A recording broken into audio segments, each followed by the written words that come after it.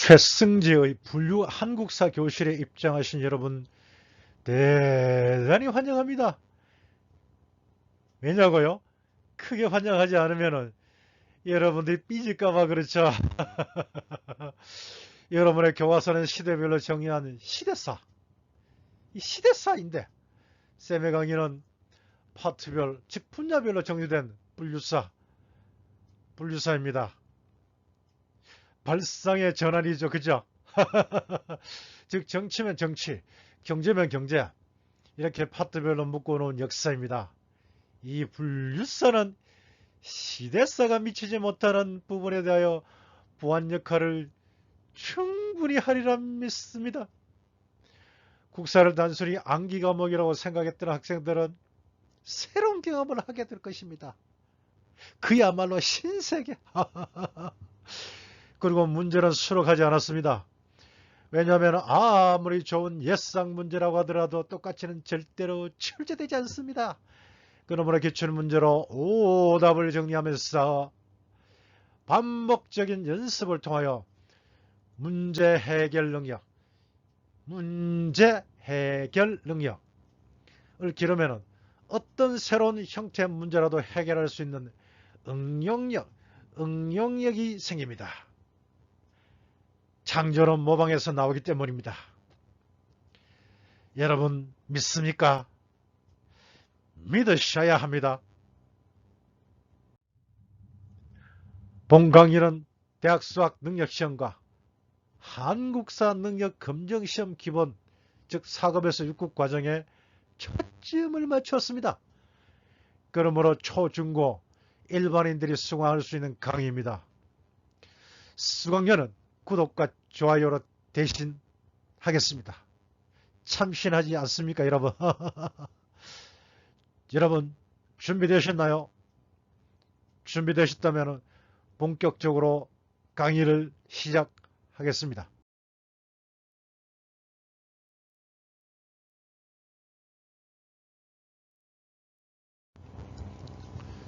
최승재, 이게 한자로 하면은 이 정승승 제목 제자예요.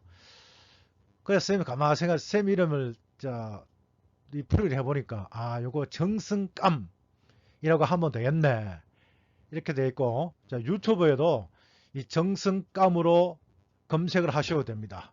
어쨌거나 요 최승재의 분류 한국사 제1강은 한국사의 바른 이해와 이 선사시대의 문화에 대해서 알아보도록 하겠습니다. 첫 번째가 한국사의 바른 이해인데, 역사의 의미 그리고 우리 한국사와 세계사가 가지는 관계에 대해서 알아보도록 하겠습니다. 자, 먼저 역사의 의미에 대해서 공부를 하겠습니다. 선생님이 이래 강의를 할 때 칠판에 이렇게 판서를 합니다. 그런 내용을 그대로 이 책으로 옮겨 왔습니다. 여러분들은 필기 많이 안 하셔도 됩니다. 그럼 먼저 역사의 뜻부터 알아볼까요? 여기 역사는 보면은 크게 두 가지예요. 자, 사실로서의 역사가 하나 있고, 그 다음에 기록으로서의 역사가 이렇게 하나 있습니다. 자, 이것이 이제 대표적인 역사관인데, 이 사실로서 역사는 19세기 독일의 역사학자 이 랑케 선생이 대표자입니다. 자, 여러분, 이 랑케 선생이 한국에 귀화를 한다고 가정을 하고, 이 랑케 선생한테 붙여주면 안 되는 성이 뭔가요? 뭐라고요? 옷이요? 그렇지요. 옷이성을 붙이면은 랑케 선생은 졸지에 오랑캐 선생이 됩니다. 오랑캐 선생이 될 뻔한 이 랑케 선생의 말씀을 한번 볼까요? 역사가는 무릇 자기 자신을 숨기고 역사적 사실로 하여금 말하게 하여야 한다. 그러니까 역사가는 자기 자신을 드러내면 안 되고 오로지 역사적 사실에 의거해서 역사를 해석하면 큰일 나죠. 그러면은 역사를 보아야 한다. 다시 말하면 여기 이제 실증주의죠. 이 실증주의적 입장의 역사관으로 볼 수 있습니다. 자, 이에 반해서 20세기 그 역사를 대표하는 이 학자가 영국의 역사학자 E.H. 카 역사란 무엇인가라는 책을 지은 분인데요. 그것도 그 증손녀가 얼마 전 며칠 전 신문을 보니까 이 증손녀가 지금 역사란 무엇인가 책을 또 펴냈더라고요. 쌤은 아직 읽어보지는 않았습니다만은 이 E.H. 카의 역사란 무엇인가 이 책은 70년대 여러분들 할아버지쯤 됩니까? 이 70년대 대학생들의 필독서입니다. 당시 그 대학생들이 이 What is history? 발음이야. 여러분 여러분보다 못하지만은 외국인들은 알아먹는 발음입니다. 믿거나 말거나. 이 역사는 무엇인가라는 책이 얼마나 유명했던지 이 책을 읽지 않으면은 지성인이 아니라고 했을 정도로 아주 유명한 책입니다. 여러분들 시간 나면은 한번 읽어보시기 바랍니다. 요 E.H. 카, 요 카는 이 스펠이 C-A-R-R 카에다가 R이 하나 더 붙였어요. 그래서 쌤은 이것을 기념하여 자동차가 2대라고 표현하고 싶어요. 이렇게 말하니까 어떤 학생이 쌤 카라면서요. 혹시 그거 소주 2잔이 아닙니까? 라고 이야기하더라고요. 이 카는 역사는 현재와 과거의 끊임없는 대화이다. 역사가는 자신의 생각으로 자신의 사실을 만든다고 그랬습니다. 그러니까 역사적 사실에다가 자신의 견해를 거기다가 집어넣는다는 이야기입니다. 그래서 이거는 다른 말로 상대주의라고 이렇게 표현해 볼 수도 있습니다. 그러면 여러분이 이 처음부터 제대로 이 역사를 공부하고 있는지 그것을 확인해 보겠는데요. 곧 들어가기 전에 이분들처럼 선생님도 대단한 대학자는 아니지만 그래도 나름대로 소학자라고 말해도 되지 않겠습니까, 여러분? 네. 그래서 쌤도 이 역사란 무엇인가에 대해서 정의를 한번 내려봤습니다. 쌤은 어떤 정의를 내렸냐면 요 위에 있습니다. 역사가들의 연구에 의한 가치 있는 과거 사실이다. 이렇게 정의를 내려봤습니다. 역사가들의 연구에 의한 가치 있는 과거 사실요. 왜 이렇게 이야기를 했느냐? 쌤은 이 강단에 여러분들에게 역사를 강의하는 그 경험을 되살려보니 그렇더라 이 말입니다. 예를 들어보겠습니다. 흥선대원군 이항 아시죠? 그 흥선대원군이 음식을 잘못 먹었는지 아니면 과음을 했는지 모르겠습니다만은 삿설을 했습니다. 삿설. 거꾸로 하시면 돼요. 삿설. 그 같이 있어요. 고로 역사책에 기록되지 않습니다. 근데 이 흥선대원군이 왕권을 강화하기 위해 임진왜란 때 불타버렸던 경복궁을 충궐하고 안동 김씨를 축출하고 서원을 철폐하고 양반에게 군포를 부과하고 너무 빠릅니까? 이런 가치가 있습니다. 그래서 그 가치 있는 사실은 역사책에 기록이 됩니다.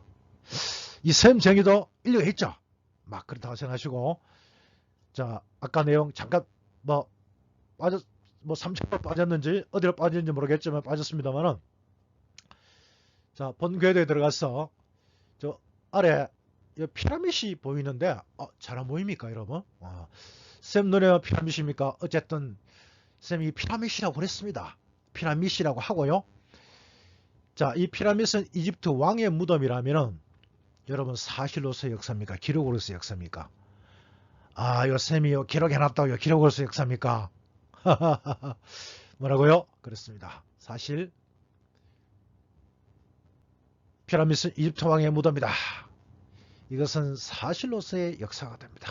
사실로서의 역사. 그리고 이 피라미드 중에요. 이 쿠프 왕의 피라미드이 대표적인데 이 쿠프 왕의 피라미드는 돌 하나가 2.5톤이고 230만 개로 구성되어 있다. 어마어마합니다. 우리가 만약에 이때 태어났더라, 이때 이 노예로 태어났더라면 우리는 반 죽었습니다. 이 돌나라도 죽었습니다. 자,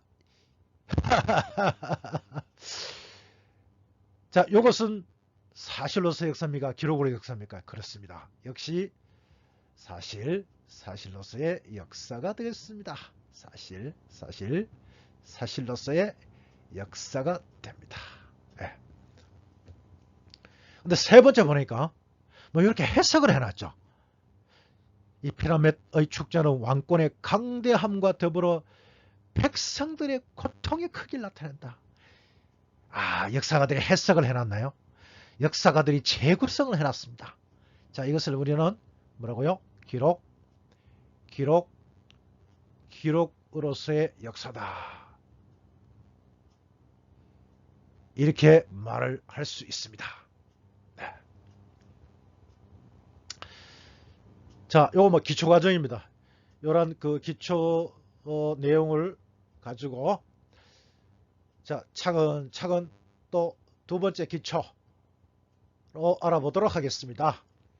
이 선사시대와 역사시대의 구분인데요. 우리 한반도에 사람이 살기 시작한 것은 지금으로부터 약 70만 년 전인데 이 시대를 일컬어서 구석기 시대라고 합니다. 그리고 신석기, 또 뭐 학자에 따라서 이 구석기와 신석기 연결해주는 과도기적 시기를 중석기 시대라고 하기도 합니다. 그리고 이 석기 시대가 지나면 금속을 사용하는데 가장 먼저 사용한 금속이 바로 구린 녹이 있습니다. 펄은 녹이 있습니다. 그래서 펄을 구리동이라고 해서 청동기 시대라고 이야기합니다. 여기까지를 우리나라에서는 선사시대라고 이야기하고 초기 철기부터 이끌어서 역사시대라고 이야기합니다. 그러니까 이 선사는 한자로 쓰면은 여러분들 참 국사도 싫어하는데 여기다 쌤이 한자까지 적어서 참 미안하게 생각합니다. 그렇지만 이거는 쌤 조차가 하는 것이 아니고 다 여러분들을 위해서 하는 것이니 이해해 주시기 바랍니다. 이해 뭐 안 하면 어렵겠다. 요 선자가 먼저 선자입니다. 역사사, 그리고 역사 이전 시제라는 뜻이. 알고 보니까 쉽죠? 간단하죠? 자, 그럼 여러분 시청각에 요 선사시대와 역사시대를 구별 짓는 기준은 뭐라고 생각합니까? 쌤 또 한자로 적습니다. 여러분이 그 한글로 생각할 시간적 여유를 주는 겁니다. 이게 만약에 사람 이름이라면 남자 이름이 아니고 여자 이름이 될 것입니다. 여자 이름에 가깝습니다. 여기 뭡니까? 문이죠. 문. 요거는요. 희요. 그럼 이게 문희라고요? 그럼 선사시대와 역사시대를 구별 짓는 기준이 문희가 돼요? 혹시 여자친구 이름 아니에요? 아니라고요?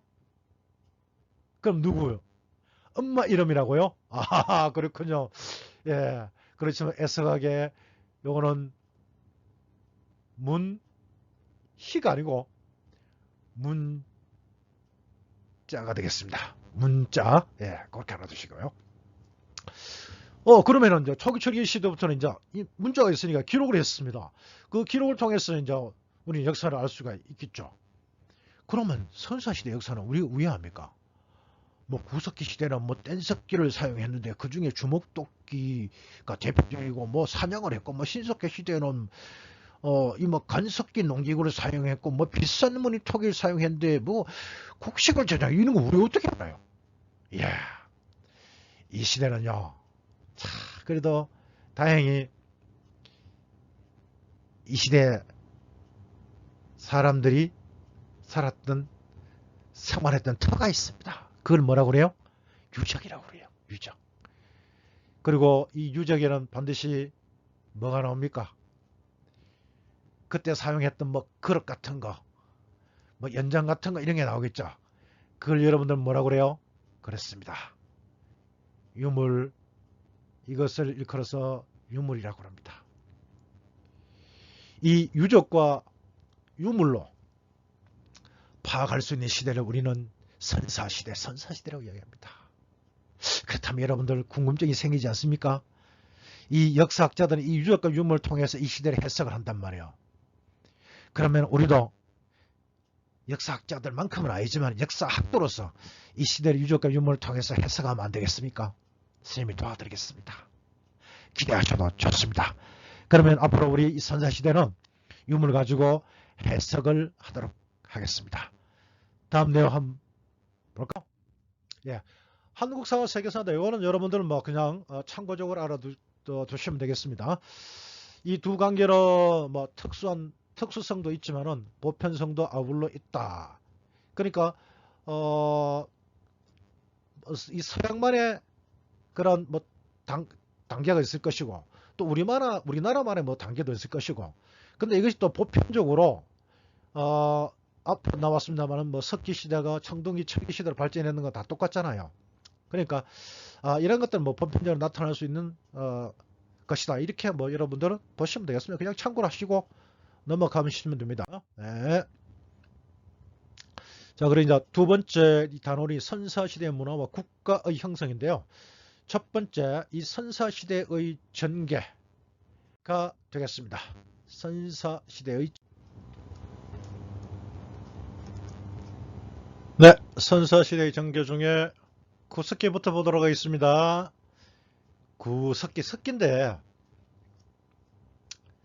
석기인데 옛날 석기다.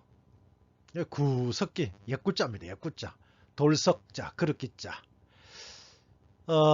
이 구석기 시대는 돌을 깨뜨렸습니다. 그리고 돌을 떼어냈습니다. 그러니까 이름이 뭔가요? 그렇죠. 뗀석기죠. 뗀석기. 이 뗀석기 중에 가장 대표적인 것이 이 주먹도끼예요. 주먹도끼. 또 뭐 찍기도 있고 이게 또 나중에 뭐 또 굵게 미리게 자르게까지 이렇게 더 확대가 됩니다만은 가장 대표적인 것이 이 주먹도끼예요. 그리고 지금까지 보면은 2019년, 21년, 22년 이렇게 이제 계속 수능에서 이 구석기 시대에 대해서도 출제가 되었는데 이 주먹도끼를 빼고는 출제가 되지 않았습니다. 그래서 여러분 이 구석기 시대 하면은 주먹도끼 이거 반드시 알아놔야 됩니다. 주먹도끼 이 주먹 모양으로 생겼다고 해서 이 주먹도끼죠. 자, 여러분들은 주먹도끼를 본 순간 무슨 생각이 듭니까? 짐승 입장에서 한번 말해보세요. 맞으면 죽겠구나. 빨리 도망가자. 하지 않았겠습니까? 이거 꼭 알아두세요. 주먹도끼. 자, 주먹도끼는 뭐 한다고요? 사냥도구입니다. 사냥도구가 발달했다는 것은 이 사냥감은 니께 내께 아닙니다. 이 자연경제입니다. 자연경제에서는 사회자산 없습니다. 계급 없습니다. 이런 먹을 것을 찾아 이 도시락을 찾아 이동생활의 이동의 기본 단위가 한 가족이었습니다. 이 가족이 이동을 하다가 집이 없으면 집을 지었는데 그 집이 막지였어요. 그래서 막집이에요. 막집. 막창집의 준말이 아닙니다. 그냥 막 지은 집입니다.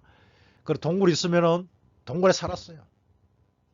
또 뭐 날씨가 더울 때는 뭐 그늘 같은데 그런데 또 좋겠죠. 예. 이때는 요 가족이 한 무리를 지어서 살았어요. 그런데 우리 사람한테 무리라고는 안 하잖아요. 근데 여기 이제 무리라고 했다는 얘기는 이때 인간다운 생활은 아니고 그야말로 짐승 같은 생활을 했다. 역사학자들이 그래서 무리사회라고 이름 붙여놓은 겁니다. 뭐 대표적지는 동굴이라고 그랬죠. 평남 상원은 금은 무루동굴, 연천정곡리, 공주석장리 이런 곳이 있습니다. 여기서 여러분 반드시 뭘 알아놔야 된다? 그렇습니다. 다시 한번 더 강조를 합니다. 주먹도끼를 알아두시기 바랍니다. 자, 그러면은 신석기 들어가겠는데, 석기는 석기인데 앞에 신자가 붙었어요. 그래서 새신자. 그 뗀석기보다는 좀 더 세련된 석기를, 뭐 세련돼봤자지 뭐, 좀 더 세련된 석기를 섞다. 그렇죠? 그래서 갈았습니다. 갈았어. 이 간석기라고 그래요. 도로 갈았어. 좀 더 매끄럽게. 간석기. 자, 여기서도 또 역시 뭐 2020년하고 2023년 수능에 출제가 됐는데, 여기서는 여러분이 반드시 알아놔야 되는 것이 있습니다. 그것이 바로 뭐냐면 빗살무늬턱입니다. 빗살무늬턱이 이걸 빼고 출제가 안 됩니다. 빗살무늬턱이 반드시 알아놔야 된다. 왜 이렇게 중요한지 그래서 구체적으로 잠시 뒤에 설명을 하도록 하겠습니다. 빗살무늬턱이. 자, 앞에서 약속하게 쌤이 유적과 유물을, 이 특히 유물은 분석을 한다고 그랬죠. 그럼 우리 같이 한번 분석을 해봐요. 그럼 쌤이 니들 할게요. 자, 밑이 뾰족하거나 이렇게 타원형으로 생겼잖아요. 그러면 이렇게 생긴 그릇을 단단한 땅에 여러분들 놓고 쓸 수 있어요, 없어요? 없어요. 그리고 이건 뭘로 만들었나 싶어가 이 고고학자들이 보니까 이 고운 모래 흙이었어요. 모래. 이런 모래가 많은 곳이 어디예요? 그렇습니다. 해안이라 강가입니다. 자, 이들이 해안이라 강가에 살면서 만약에 이거 잡아먹지 않았으면 바보겠죠. 물 안 잡으면 무슨 바보입니까? 물고기겠죠, 물고기. 예. 그 물고기를 이분들은 또 한꺼번에 많이 잡고 싶었겠죠. 그래서 이들은 이 그물을 사용하게 됩니다. 그물. 다시 말하면 원시적 형태이지만은 이 수급 생산이 있었다는 얘기인데 이것을 뒷받침하는 유물이 바로 가락바퀴입니다. 가락바퀴 이것도 중요합니다. 가락바퀴 여기 또 이렇게 보면은 여기 유물 보이죠? 예. 가락바퀴 이렇게 생겼습니다. 알아두십니다. 가락바퀴. 그리고 뼈바늘 이런 것도 있습니다. 자, 여기 뭐 그물이 나왔네요. 여러분 이 그물을 손질하는 아랑네 모습이 보입니까? 안 보여요. 눈을 크게 뜨고 보세요. 그래도 안 보입니까? 샘 눈에만 보입니까? 샘이 그러면 헛것을 봤나? 아주머니 안녕하세요. 어쨌거나 자, 이때 역시 뭡니까? 이렇게 또 이제 자연에 의존하는 비중이 높았다. 그게 자연 경제가 되죠. 왜 자연 경제가 되느냐? 그러니까 그만큼 생산의 비중이 적었다는 얘기예요. 고로 사유재산 없습니다. 계급 없습니다. 그럼 이제 평등한 사회입니다. 그럼 자, 여기는 이제 그러시기 때문에 여기에 뭔가를 이제 여러분들 저장할 수가 있겠죠. 그렇습니다. 그래서 당시에 곡식을 저장했습니다. 쌤 그거 어떻게 알아요? 예. 이 고고학자들이 보니까 이 불에 탄 이 조라든가 피, 불에 탄 조, 불에 탄 피 이런 것이 발견됐어요. 그래서 이때부터 이제 이 조와 피를 시작으로 농사 시작됐다는 것을 알게 되었습니다. 근데 이 생산물은 별로 안 돼요. 그러면 여러분들 어떤 학생이 또 이렇게 얘기하네요. 라면 끓여 먹었으면 좋겠다. 그렇게 얘기해요. 누가 여기에다 라면 끓여 먹으래요. 이게 얼마나 소중한 건데. 어쨌거나 기발합니다. 가능은 하지만 다시 말하면 취사도구로 쓸 수 있다 이 말입니다. 그러면 당시에 그럼 어떤 음식을 해 먹었을 것 같아요? 우리 한번 상상 해석을 해보자고요. 그때 물고기 잡았으니까 이 잡은 물고기를 넣고 그 아래다가 조라든가 피를 넣고 어죽을 끓여 먹으면 되겠죠. 맛있겠다. 어죽을 먹는 신석기들이 여러분 눈에는 보입니까? 보이려고 한다고요? 여러분들 그만큼 노력을 하시는군요. 이 쌤 강의를 듣는 여러분들은 이렇게 노력하시면 앞으로 쌤처럼 역사를 아주 잘 할 수 있게 됩니다. 믿습니까? 예, 어쨌거나 이때 농사가 시작이 됐다는 알 수 있죠. 그래서 생산 경제가 이룩되긴 했지만은 근데 이 비중이 너무 작았습니다. 그래서 아까 우리 얘기했잖아요. 사회재산 없다고 그랬잖아요. 평등사회고요. 근데 뭐 우리나라에서는 우리 역사에서는 뭐 그렇게까지는 크게 표현을 안 합니다만은 서양에서는 이것을 신석기 혁명이라고 할 정도로 비중을 크게 둡니다. 우리 보면 이 혁명은 크게 세 번 정도 있잖아요. 예, 산업혁명 있고 정보혁명 있고 예, 다시 말하면 이때부터 드디어 신석기 때는 아주 구석기 때는 짐승 같은 생활을 했다고 그랬죠. 그 증거 무리 사회라고 그랬지만 이때부터 드디어 인간다운 생활을 하게 됩니다. 이 혁명이라고 하는 건 180도 바뀌는 거 말하잖아요. 그 정도 의미를 두고 있다는 얘기입니다. 예. 그리고 뭐 이왕 이야기 나온 김에 여러분들 한 가지만 더 하도록 하겠습니다. 쓸데없는 이야기 하는 거 아니에요. 이 조개 껍데기, 그 조개를 잡아먹었을 가능성이 있잖아요. 이 조개 껍데기 목걸이를 하여튼 누가 선물했는지는 모르겠습니다만 이 조개 껍데기 목걸이를 걸고 있는 예쁜 소녀가 보입니까?